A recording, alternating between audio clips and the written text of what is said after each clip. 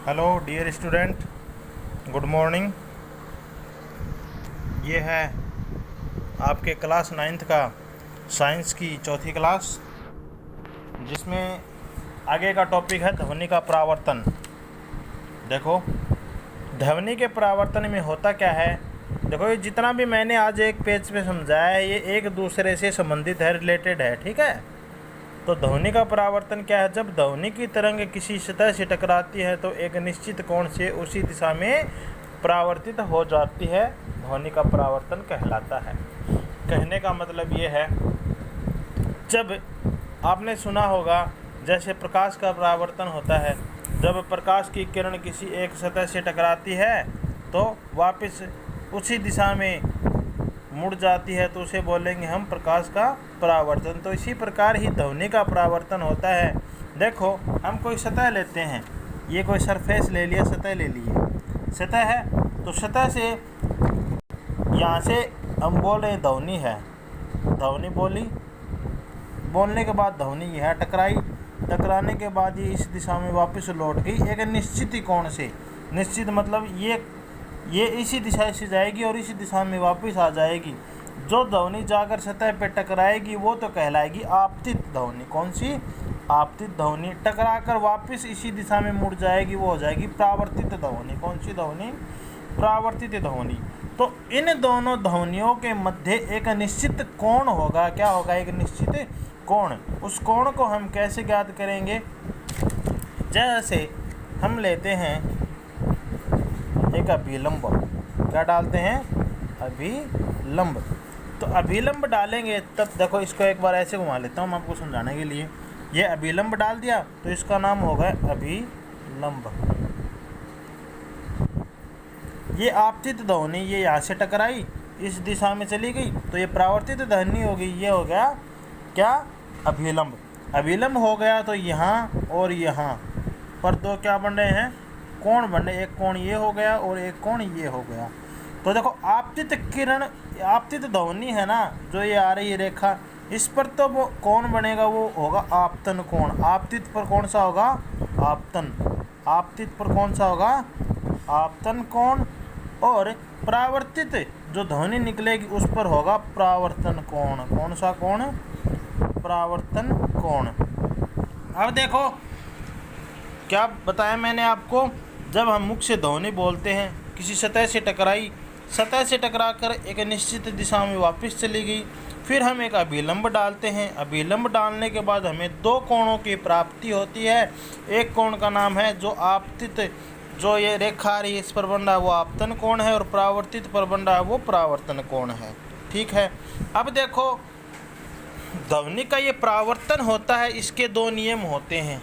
नियम क्या होगा? देखो, पहला तो मैं बोल के बता रहा हूँ, आपतन कोण और परावर्तन कोण परस्पर बराबर होते हैं।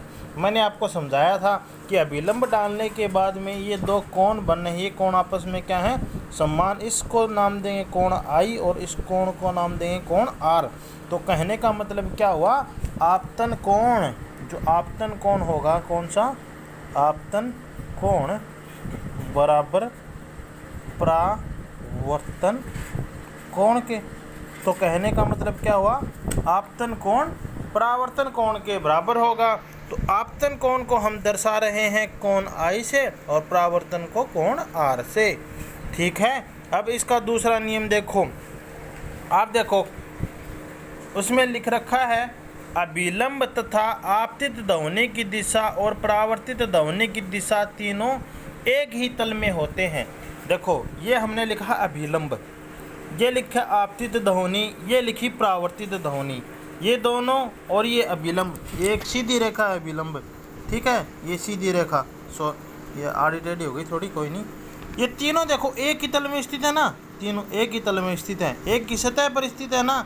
तो कहने का मतलब क्या हुआ? आपतित ध्वनि, परावर्तित ध्वनि और अभिलंब तीनों एक ही तल में उपस्थित होते हैं। अब आगे देखो प्रतिध्वनि। देखो, प्रतिध्वनि मैं आपको पहले आम भाषा में समझाता हूँ। जैसे हम पहाड़ पे जाते हैं, पहाड़ों में, और वहाँ पे ज़ोर से आवाज़ लगाते हैं, हेलो बोलते हैं, तो हमें धीरे सुनाई देगा, hello hello hello hello hello hello, इस प्रकार से सुनाई देगा ना हमें। तो मतलब आवाज़ का बार बार में दोहराना, मतलब हमारे कानों में बार बार कंपन होना या बार बार ध्वनि का सुनाई देना, वो क्या कहलाएगा? प्रतिध्वनि।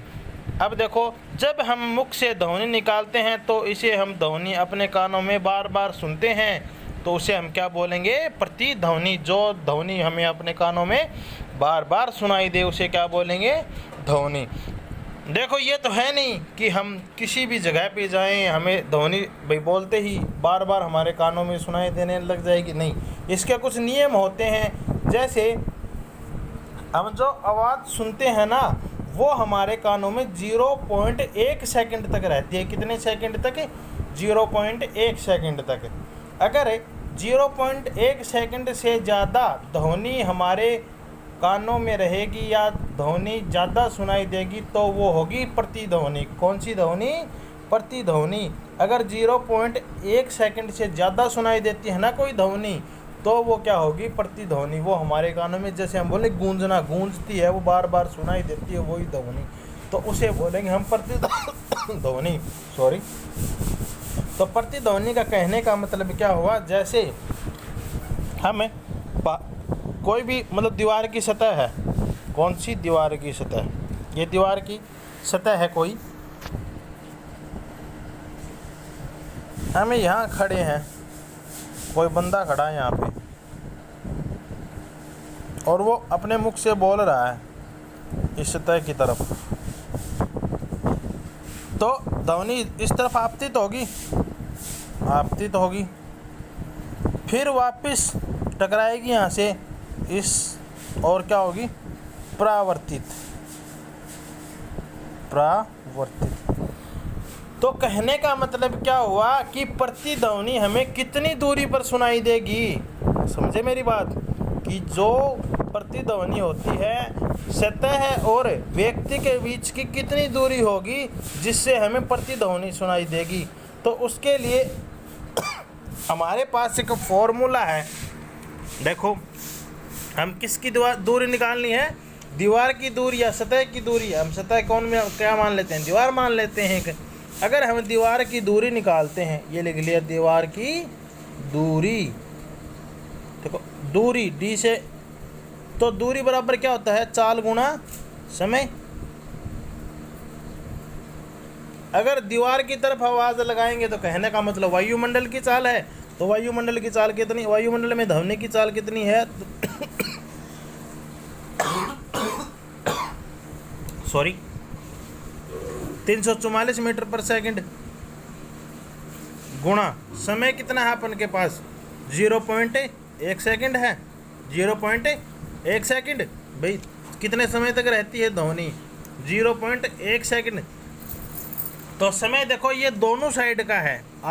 आपतित होगी और परावर्तित होगी, मतलब हम बोलेंगे तो यहाँ टकराएगी, उसके बाद में हमारे तक आएगी। तो ये तो दूरी क्या हो गई? दो तरीके की दूरी होगी, आने और जाने की।